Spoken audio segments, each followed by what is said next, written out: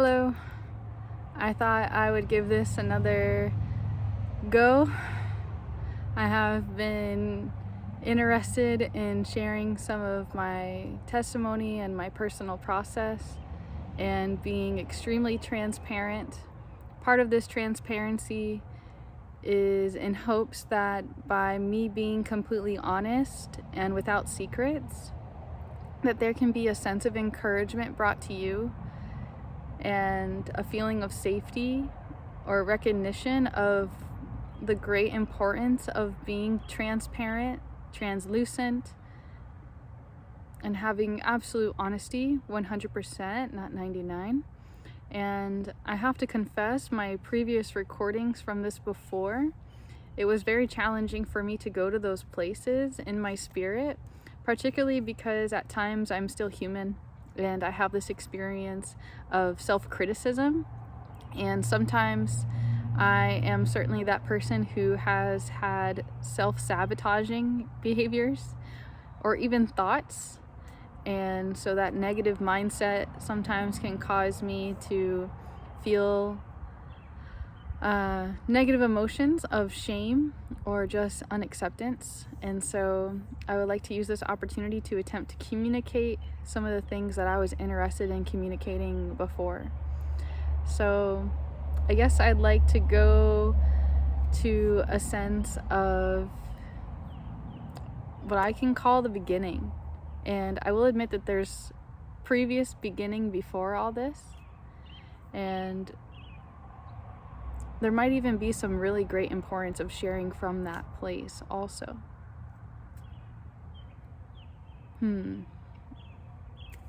Perhaps I can begin at simple adolescence instead of going into childhood and pre-verbal states.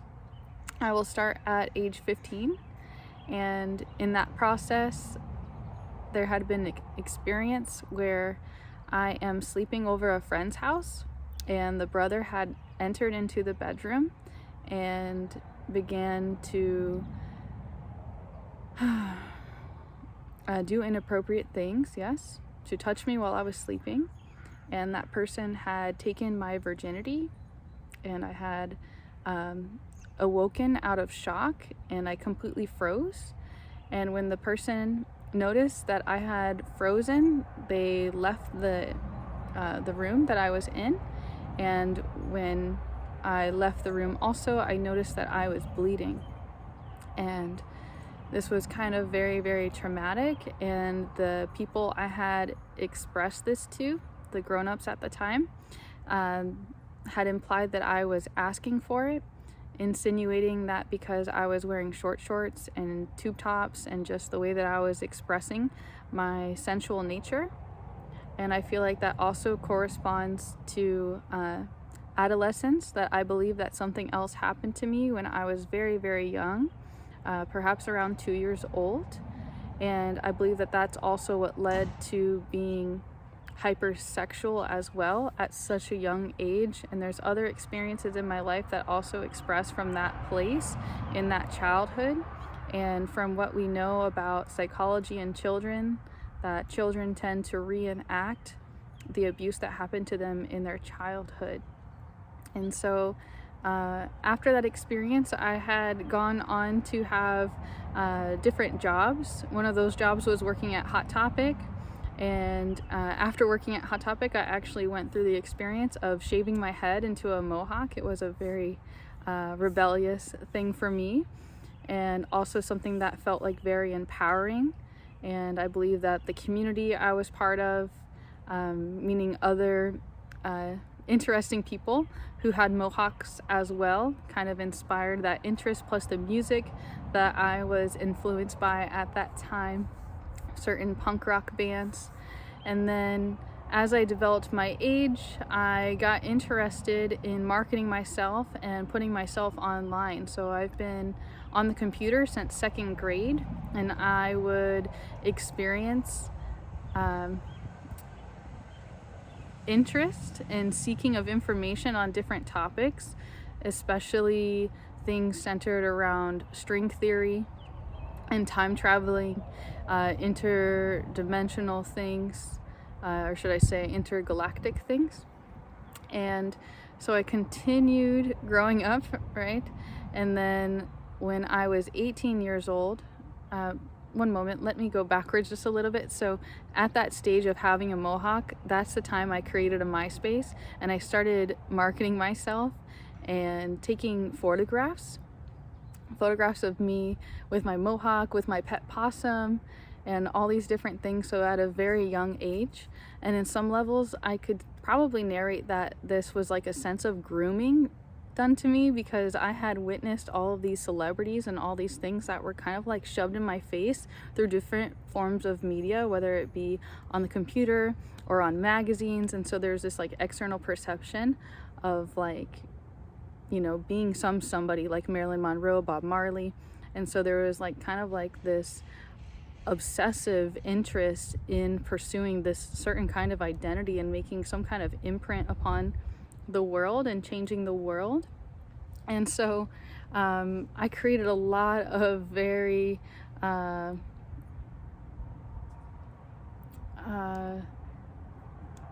different or unusual or sensual.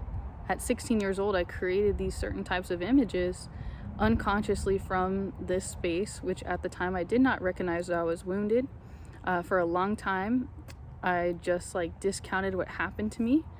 And it wasn't until about 2 years ago, or maybe less, that I found out that molestation actually is a category of rape. And I didn't recognize how it was affecting me subconsciously and how it was re-expressing itself. When I turned 18, I became a webcam girl.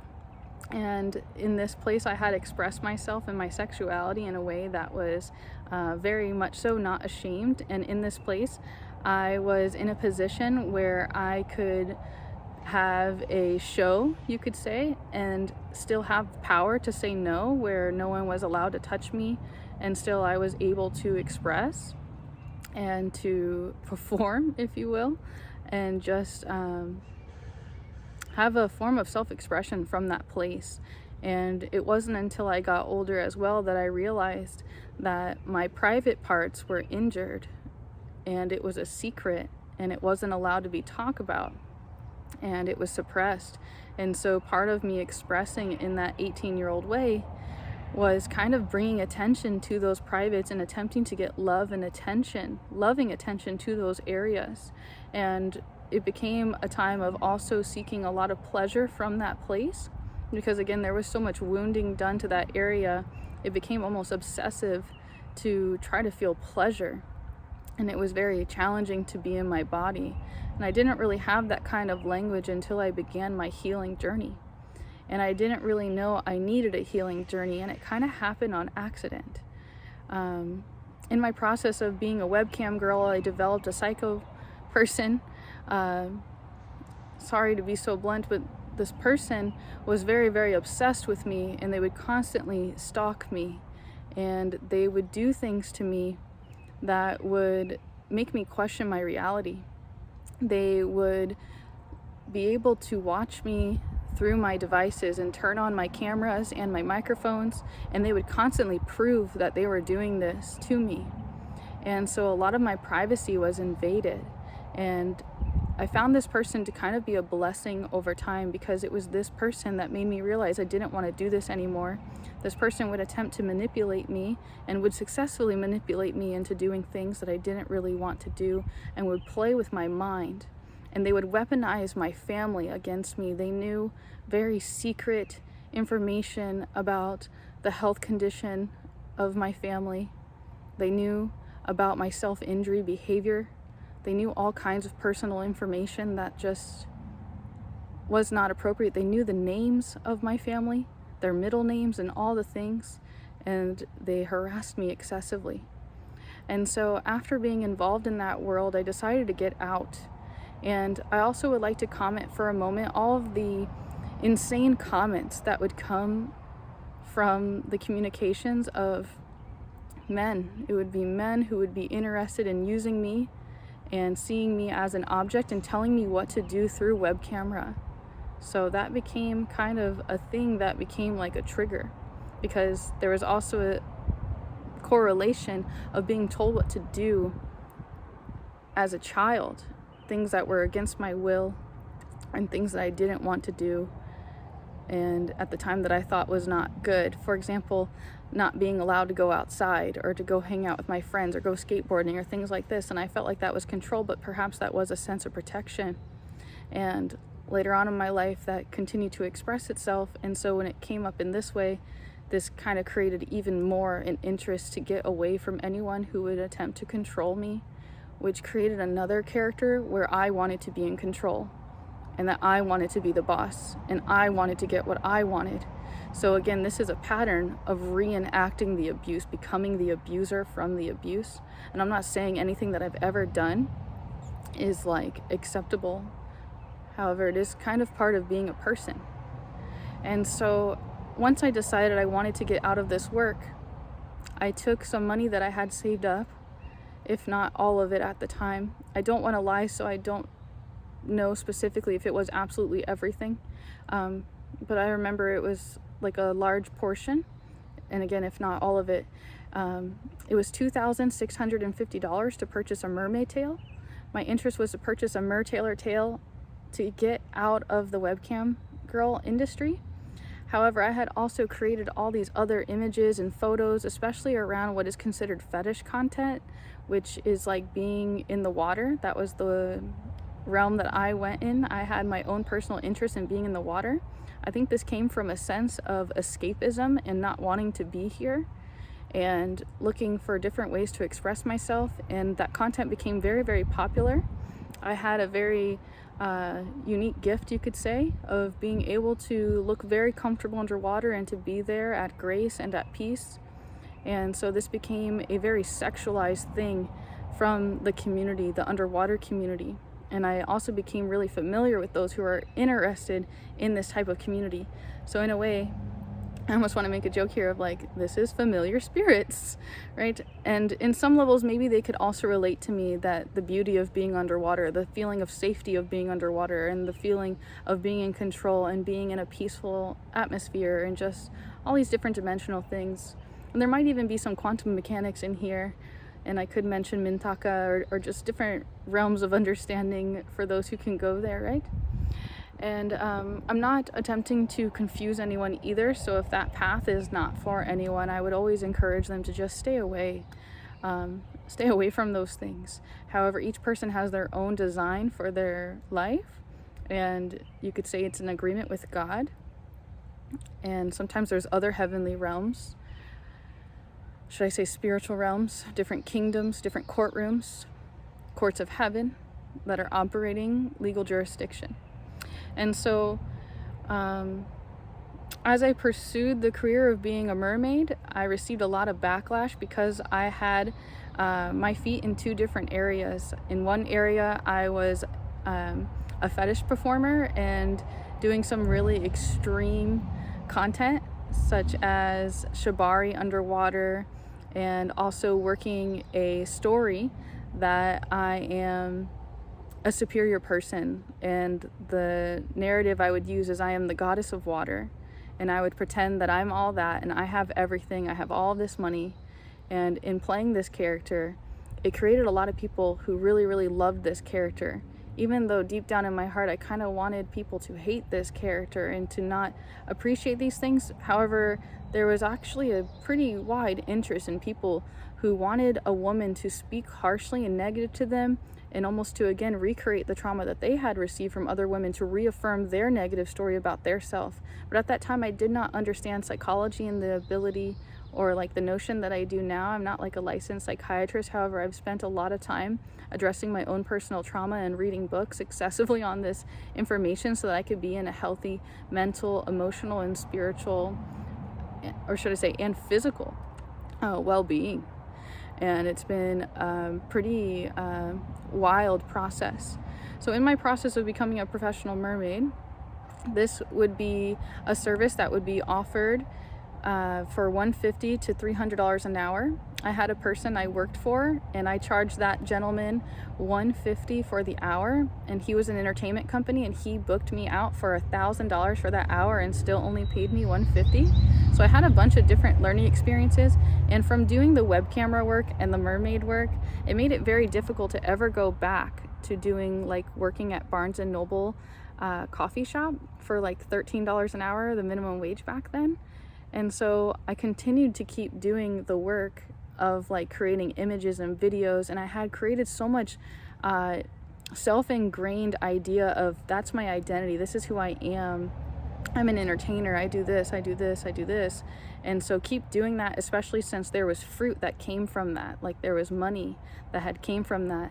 However, I had never ever done any of this work because of the money. That I have to confess that any of the time that I did this when I was 18 or any of those things, it wasn't because I needed money. It was like a deep root thing, a deep psychological thing of getting attention, of getting pleasure, of getting what I want, getting my needs met. And so this is the shadow aspect of this, and this is my first time speaking very openly about this situation. And again, I'm very grateful for my experiences because it put me in a position of being able to help other individuals who have gone through these things, and I'm able to witness and consciously exercise this whole entire process. I want to say mental cognition, but it's so much more than that, because there's also like emotional functioning and not just neurochemistry or limited abilities. And I feel like I'd like to go a little bit further. So from becoming a professional mermaid, I had the ability to move to St. Augustine. And in St. Augustine, I worked at the Ritz-Carlton on Amelia Island. I worked as a professional mermaid there at that establishment. However, that ended up backfiring in my face. And that's because I had a boyfriend at the time, and his sister was upset that I was leaving him. So they sent them all my content, or at least that was the rumor of what had happened. And before it happened, I communicated truthfully to the boss. And at the time, I didn't have a contract. I didn't really know anything about business, and I thought that I didn't need a contract, so I didn't have a contract with them. So I ended up losing the position. And then I continued to build my establishment, and I purchased a mermaid tank, and I would travel around with this tank. And I had a friend, John Jay, who was actually so helpful to my path. He's actually the reason why I even had my first mermaid tail. He was someone who commented on my YouTube underwater videos. So there is like a lot of benefit that did come from my personal self-expression of being an underwater performer. And it wasn't all completely sexual or sensualized for me personally. Perhaps sensualized actually might actually confessionally to be the case. There was a lot of sense gratification in that place, and a sense of showing off something that I felt like at the time that I had something special and unique going for myself. But also putting all of my pride or all of my self-worth in that alone became challenging, because when money stopped coming in from being a beautiful woman, that also caused an injury of self-worth, of feeling not valuable, not important. And again, like they always say, men only want one thing. So also this narrative was repeated throughout this process of being a mermaid. Also, I had a partner who cheated on me and did a lot of different things behind my back, and I felt very manipulated and taken advantage of and deceived, and that made me feel like I would never love again. And so when I moved to St. Augustine, there was a process where I began working at this place called the Wolf's Museum of Mystery. And at Wolf's Museum of Mystery, I became in contact with many different occult objects and objects that are ancient artifacts, pre-Columbian artifacts, and I was touching things. And I spent a lot of time researching different metaphysical things. And so I had this education in something that's called psychometry. This is the ability to touch objects and receive information or data and light.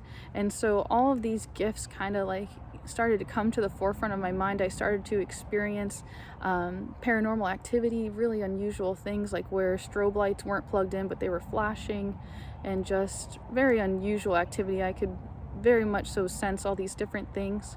It is also said that someone who experiences CPTSD or PTSD has a tendency to have very hypersensibility and very hyper vigilant or aware of their surroundings. So some believe that these metaphysical gifts can come from these experiences.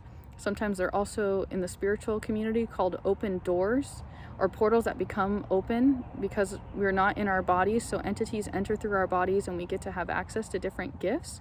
However, I won't go into all those different aspects because I'm really not sure the total absolute truth of those dimensions at this time. But from being at the museum, all my gifts were kind of made aware, and I was very much so aware of the type of environment I was in. I began to do different trainings, you could say. I learned to do the human blockhead. This is a sideshow trick. I also learned mental flossing, and I also learned fire breathing and fire eating.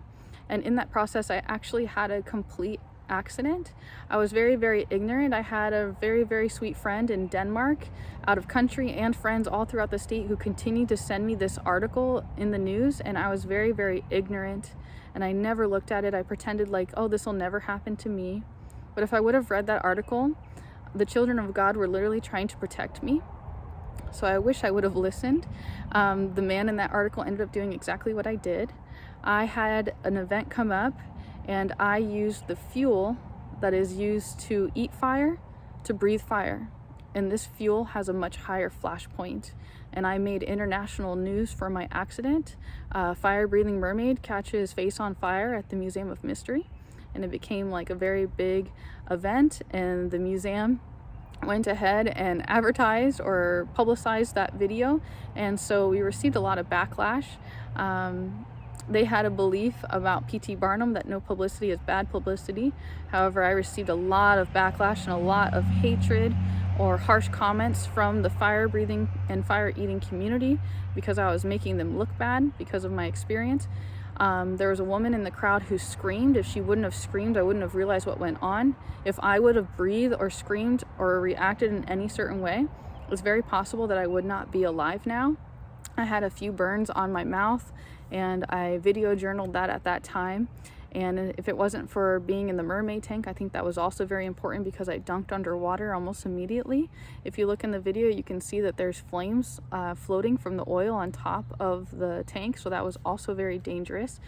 And after having that experience, I was offered the invitation to learn to read tarot cards from one of the performers that I was managing there as the curator at the museum. And this woman, she goes by Estelle. And Estelle encouraged me to read the cards because she knew that I had a gift, and she was leaving to Italy for a while. So I chose to study the cards obsessively, and I learned them so I would never need to read the book. I started out using the book, I will admit that, and people did not really mind that in St. Augustine. And I really enjoyed using the readings and having an opportunity to use my God-given gifts. However, at the time, I didn't really understand all the spiritual laws and all the different dimensions things by using tools and having other spirits help you, you could say. I guess I'll add this one little thing. So in the spiritual community, it is believed that there are spirits that can give you gifts, that can give you information, that can give you things. But what's not talked about has a lot of times those entities, they want to use your body. They are not there to just give them to you for free. And I'm not saying that there's not extraterrestrials or entities that are not benevolent. I do believe that there are angels and there are benevolent unseen forces. However, a lot of times those entities aren't going to want something in exchange. And I did not consciously engage in an exchange, but it is possible that some of the information I received did come from like divination and being able to access different realms or different spirit realms, which may not be very heavenly or godly or legal, if you will. Spiritually legal, and there might be different religions that might be able to understand what I'm trying to say in a different way, and different religions have different understandings of these spiritual laws. And so a lot of times I do encourage people to explore all options instead of just completely cutting out the fact that God isn't real. So I guess I'll leave that at that. As I moved on in the museum, I started to do readings, and I had this amazing experience where I did a reading for a woman. And it was the first time that I did a reading without using the cards. And then before she left, I wanted to use the cards to reaffirm. And my cards were completely reaffirming the reading that was done for this woman. And I told her, hey, I live here in the museum, and if you ever want to see me, just knock 3 times. It's the secret knock. And this woman, she leaves. And when she leaves, it hits around midnight, and I hear the 3 knocks. And at the 3 knocks, there's a man and a woman there, and they're offering me $100, and they're encouraging me to come out and to give them a reading. And he starts to tell me, I feel myself changing. You know who I am. You know who I am. And I knew I needed to know the name of the entity so I could cast it out. And I was still very, very new in spirituality. I really didn't know much of anything other than just a few little studies that I had done at that time. And before this person knocking on my door, there was a man who came to me and told me his personal testimony involving Jesus Christ and his personal testimony involving Revelations 9:11. And if you know that scripture, you'll know that is the name of the entity that was involved here. And so I watched this man change. And I had known this education, or at least I know this education now. I don't know if I knew that then, or if I had complete comprehension, but it's called al-kulhal. And it's inviting spirits in, and this person was intoxicated, and I literally watched this person's face change. And his woman was so agitated and confused and was just deeply disturbed. She was a believer, and she knew that something was up with him. And so he manifests and starts expressing himself, and he says things to me like, you want me to take you out. And at that time, it was very true. I was very, very much so wanting to go home. And I was just in a certain place at that time that just made me feel this way, that I didn't understand my place or my purpose, etc.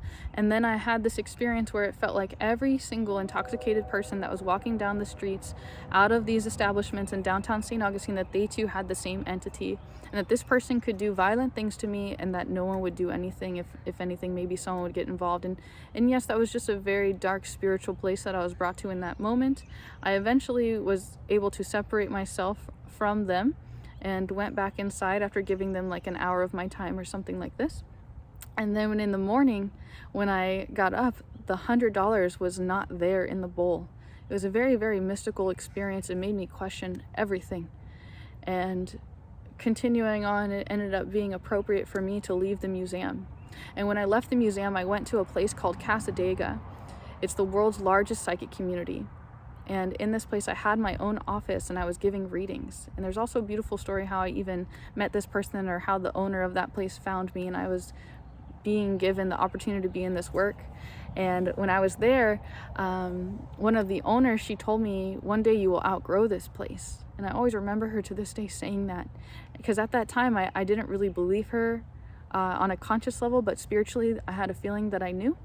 And when I first went there, they let me describe my biography in all this amazing customized way. At the time, I had self-identified as a soothsayer and as a shaman, and connecting to source and doing shadow work, because at that time too, I had also been trained to be a Reiki master. This was also a huge part of my path.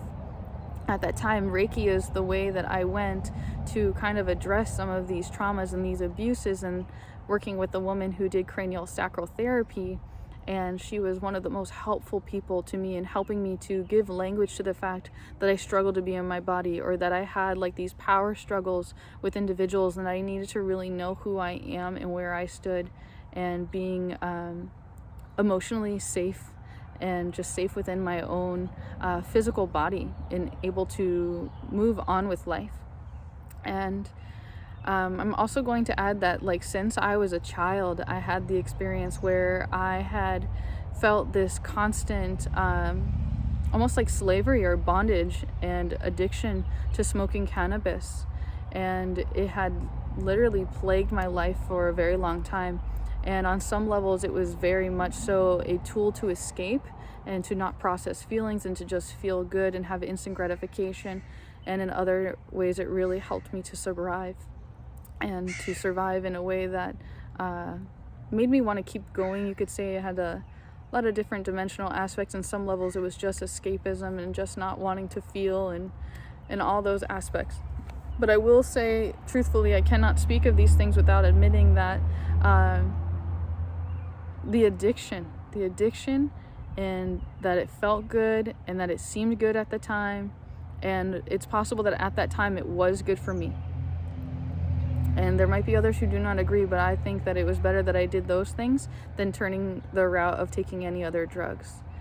And as I developed my process in Casadega, I started to clear entities. I started to be led to lead people into guided meditations. I would have the individuals close their eyes. I should also add an extra story here, as I had a reading from someone in Casadega at one point. His name's Joyce Sagar, and Joyce Sagar predicted that I would spend time with Amrit Desai and that I would become a master in pranayama. And there was a time where on Thanksgiving I went to go see my grandma Candy, who had dementia or Alzheimer's. And when I got there, at first she remembered me right away, and it was such a beautiful experience. But then throughout the process, she began to forget me, and I became very, very sad. It was very harsh. And so I left there and I started driving home, and I passed Amrit Desai school. And I ended up going into the property because the gates were open, and I walked around. And at the time I was very grumpy because I had not eaten, I had not drank anything, it was cold. And I said, man, I just wish I had some toast and some tea, some hot tea. And when I went into the kitchen, there was this beautiful woman from Germany, and she offers me into the kitchen to have hot tea and toast. And I just thought that that was the sweetest, most ironic thing. And then she leaves for a moment, she comes back and she says, Guru would like to meet you. And I'm like, Guru? Like, I had no idea what this is. And then she brought me into Amrit Desai's house, and I got to sit next to him. We were across two different couches, and I remember the disciples at the time, they were in shock because they were like, oh, people kiss his feet, they sit at his feet. And me and him, we were like friends from old time generations. So that always amazed me how that ended up coming to fruition. But I will admit, because I had the reading, I went to the establishment because I noticed the establishment when it jumped out at me as I was driving past it. But being in the ashram there with Amrit Desai, I had gone through multiple different times of going there for meditation and for going there for what's called yoga nidra.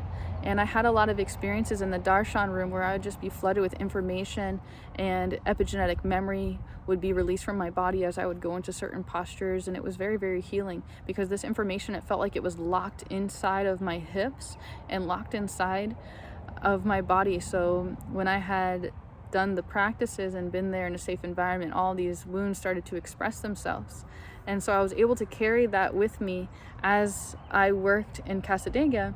And the term that I used for my guided meditations was pratyahara, which is a Sanskrit word for withdrawal of sense gratification. So imagine closing your eyes, going within, not smelling, not tasting, not hearing, not touching, no seeing, all language of that taken away so that we can be fully present with what's in. And then from a sense of trust, I could feel what the other person was feeling at times. And I would be able to address certain things. I would be shown things in my mind's eye, different areas that needed to be healed. And sometimes there was regressions where I would bring the person into a somatic memory space of where they remember a certain age that is to be healed. Sometimes I would be revealed certain ages like 7, 17, 21, and like stages that would have to be accessed within the body in order for there to be a full integration and to move on with life. It would be important for the person to address, to remember, to re-become one with themselves, and to process this data. And I would lead the person into being able to heal themselves by learning to see, hear, feel, and fully be with themselves. And each session would be different and customized to each person. There was different scenarios. Sometimes people had individuals who had wronged them really badly. I called this mother flowers who have wronged you, and we would address that and working with what I named at that time the higher self. Basically imagining that person is no longer here, but on a soul level, they are giving permission to have this healed and to speak to you from a spiritual level instead, if they cannot right now, say I'm sorry or I did something wrong. And sometimes that would mean that we would address the person in a vision where we see them being the little child. And from seeing that adult person who hurt you from a childlike state, you might be able to understand and empathize or relate and have compassion and forgiveness. And that was the big part of it, is it would be a big forgiveness ceremony. And I sometimes have great longings to continue to doing that work that I was led to do. And if I am meant to do that, by the grace of God, I'm sure that it will happen because that was so beautiful. There became a time in Casadega where they would not let me put the word God in my biography. They would change the biography multiple times, and I made a communication to Heavenly Creator. And I feel like there's 2 other stories I should add to this. My first encounter I had with God was after I moved out of the museum. I moved in with a Uber driver. I met an Uber driver, and this person had actually taken me to go get a STD test. And when I got the STD test there, we ended up becoming friends and having this discussion. And then he offered me a room, and he offered me a room for $450 a month, everything included. And so at the time I was kind of in a toxic arrangement with the museum, so it was so important to move out. I had also never lived on my own before. So at that moment, I literally took that opportunity and I just left that day right away. I'm just being so honest, okay? And at that time, that full screening actually came back negative, I should also add. They don't actually test for what I tested positive for later. You have to ask for this specific test, because when it says a full screening is not a full screening. So I just want to add that as in transparency, okay? I did later on discover that I have HSV. This is herpes, and it had so many negative effects to my brain, to my nervous system, and it causes horrible, painful lesions that expresses itself. And I learned to actually address and to heal this by using food alone. However, if I do eat inappropriately, I can backslide and go into that. But I remember being at this man's house, and I was so miserable. I had some money. I think I had like $15,000, or I had some money saved up. I had a credit card, and I had like all these followers. I was making money in all these different ways, and I just said, God, please, I don't want any of this. I just want true love more than anything. And like, I had the most sincere prayer of really, really, really meaning it. Like, I was willing to renounce all the things.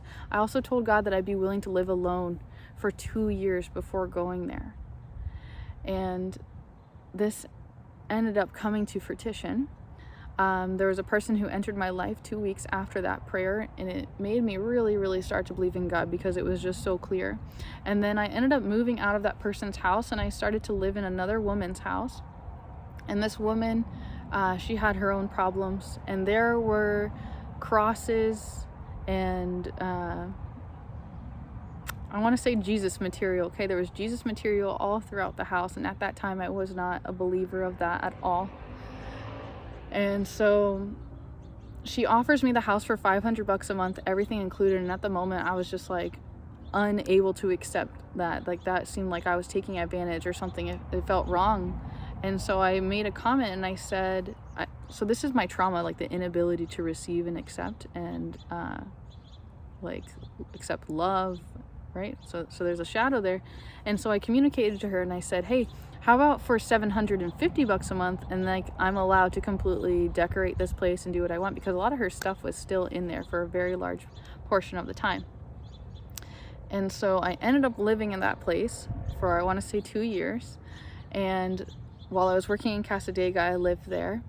And when I was there, I told God, if you want me to move to Washington to go be with this guy, I need the house owner to increase the rent, and I need to get fired from my job in Casadega. And I ended up getting fired in my job in Casadega because I sprayed Florida water. If you don't know what Florida water is, it is a spray that is used to clear entities.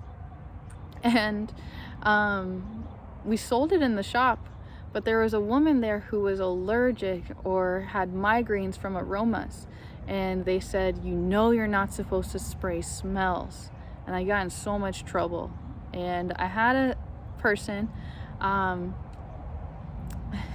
he says I'm not a medium, I'm a large, as a joke of what he does. And he gave me a reading, and he told me, you should have left that place as soon as they told you that God isn't allowed to be in your biography. Like, that's when you should have known right away. And I'd like to share that this is my friend Albert. And if you're called to Albert, I always encourage Albert. I actually chose him because he was given such bad reviews because he was overly honest and didn't lie at all. And I really liked that about him. And we've become really, really great friends over the years. And so as soon as those things happen, the house owner says that she wants the rent to be $1,000. And even though that was within my reach at that time, I knew it was best for me to go. And so my friend Dwayne, he helped me pack up all my things, literally created boxes and helped pack up everything so perfectly and put them inside the shipping crate. And then I drove my car over here, which I ended up getting into a wreck. I ended up sliding on the snow in Sioux, North Dakota. And I didn't listen. I'm very huge on not obeying this way.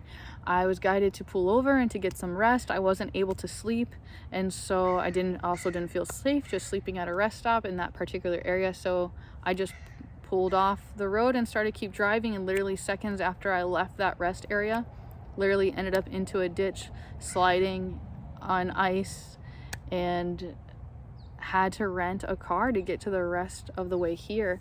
And while I thought I was healed from a lot of my things because I had just did so much inner work, and at some point before then I had also flown to Peru with my dad to experience ayahuasca.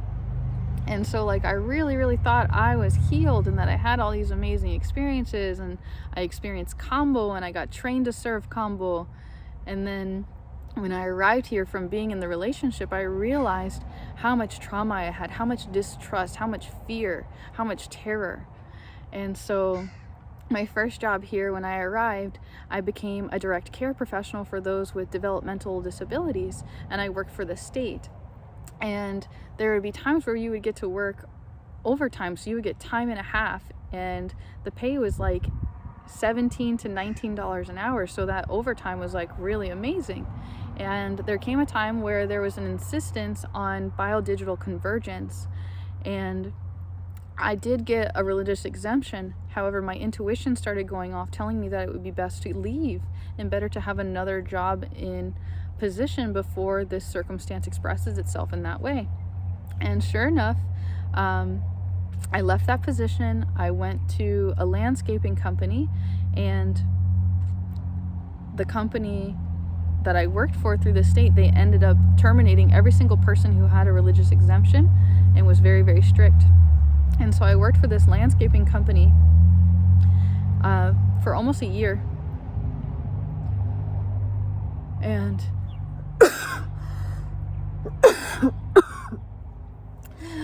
it was very challenging.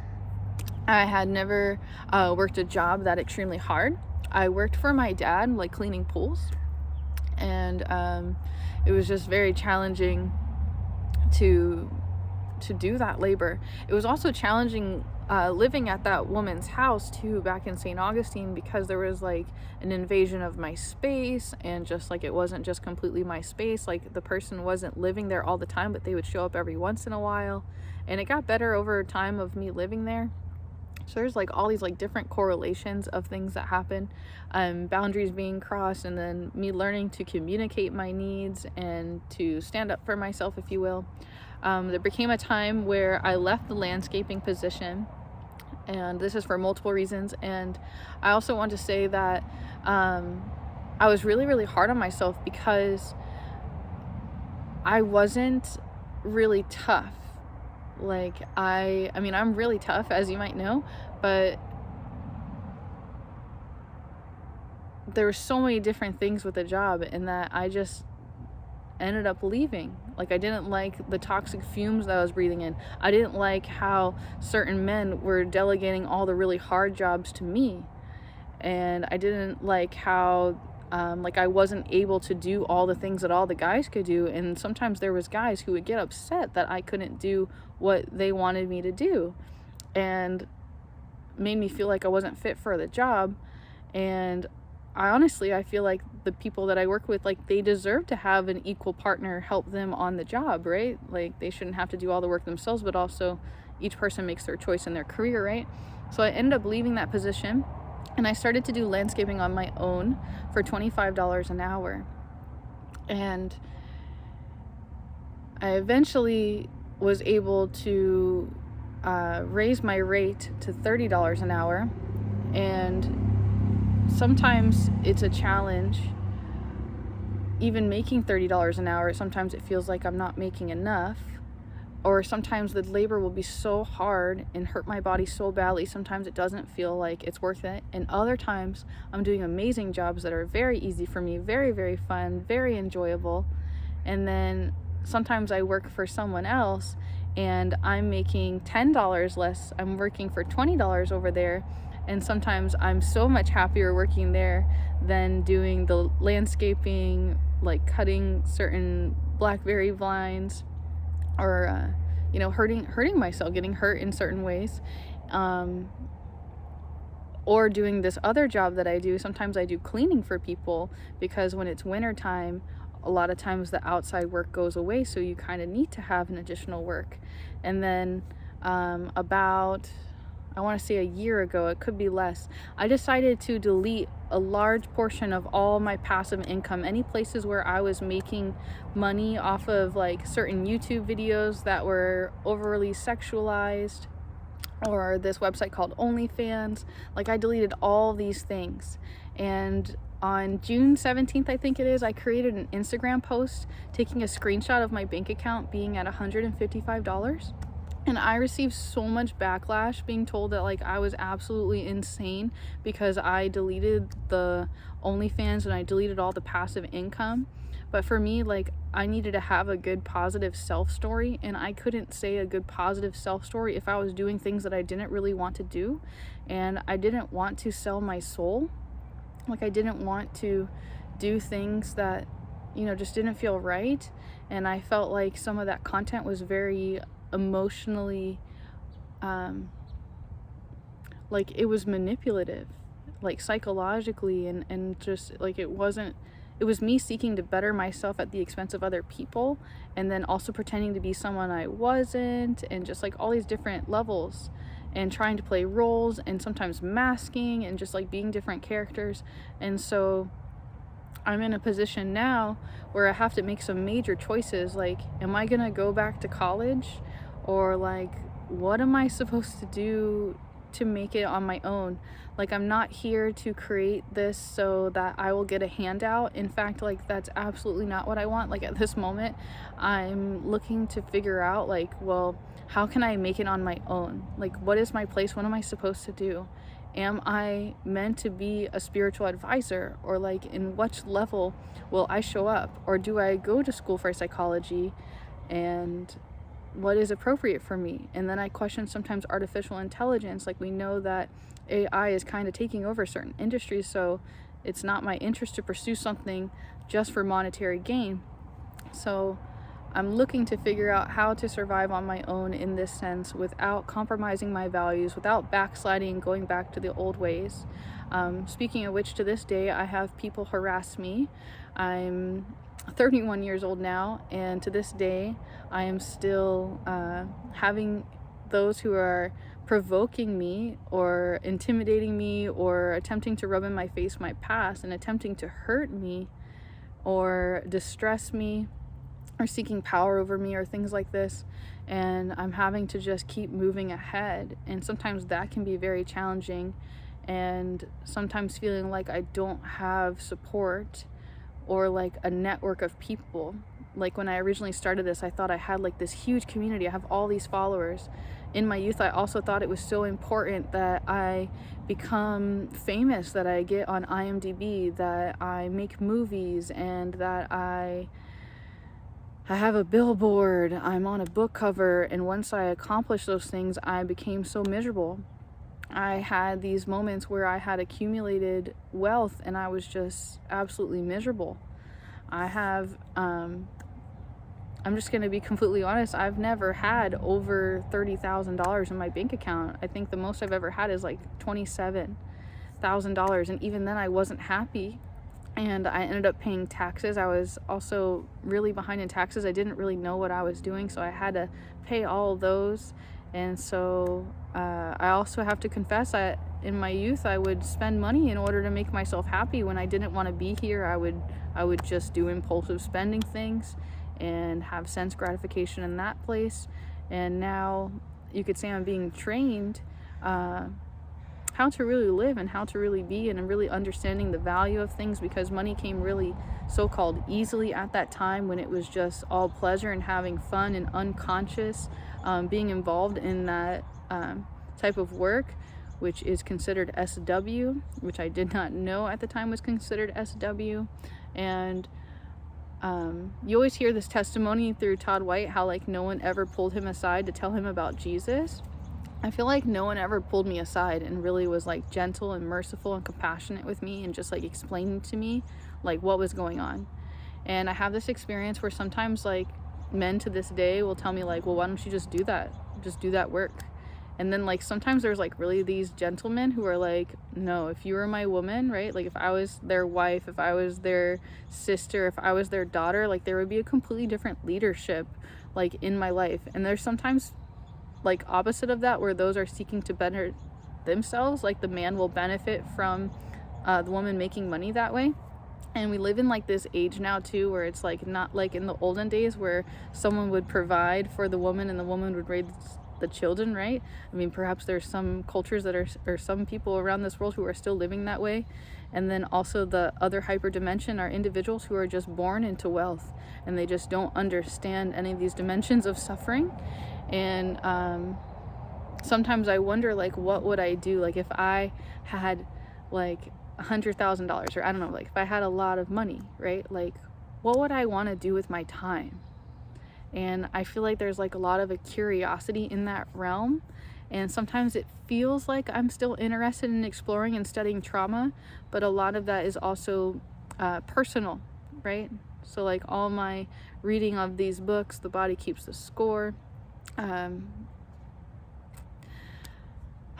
just don't know if that's completely appropriate in what I am to do, like be a play therapist and to help children who have been sexually assaulted, or if that just wouldn't fill my cup. I mean, in some levels I just wish I had the freedom to just go to school and do these things, but also not having all the education or all the pieces figured out on how this like expresses itself and how to get well.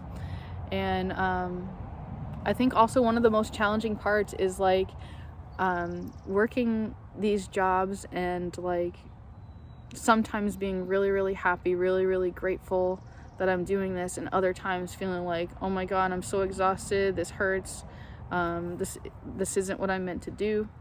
And then other times it's like humbling, or it's like pleasurable to be helping other people who can't do these things themselves. And depending on who I work for, and something else I've noticed that's been called out to me is if someone appreciates my work, like it's very different if I'm in an atmosphere where there's gratitude, there's love, there's affection, and I'm treated with kindness, like I'm your kind, we're the same kind. Like that's very beautiful.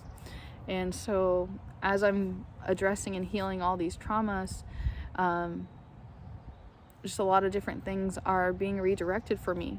And sometimes it can feel, again, very shameful, very embarrassing, feeling unlovable, feeling not beautiful, unwanted, and then uncertain of place.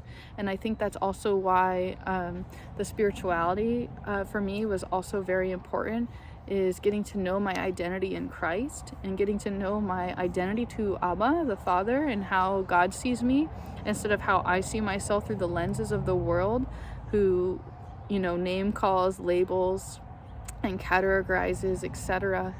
And this is a tough battle.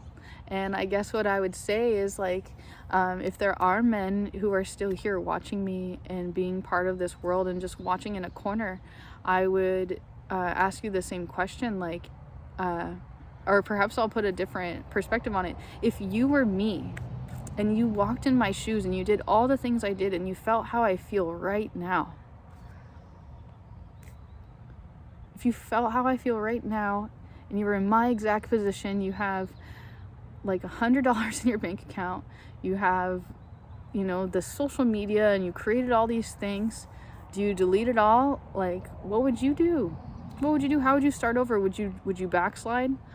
I need options that aren't backsliding. Like, I'm not asking for the answer to just be given to me, but I feel like I need some advice, if you will, of just like, well, what are my options and what are the baby steps? And like, especially if I could have like a family that could like walk me in the process, like, oh, here's this company, you contact this company and you'll write a letter and you'll get a grant and you'll get to go to school, or here's this, or here's this resource, here's that, you know.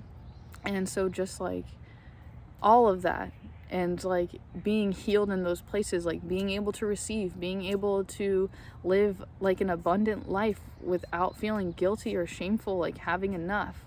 And I also don't want to paint the wrong picture either, because like I feel like I have a really, really good life now. Like I feel like I have the best life I've ever had in my life. Like this is just like the least amount of money I've ever had before, and I really want to be independent and like able to pay my half of all the things and to be able to like really make it. And honestly, if I wasn't in a relationship, right, where I am paying half of everything, like I would rather to also be able to pay for all the things, you know, be able to do it all on my own.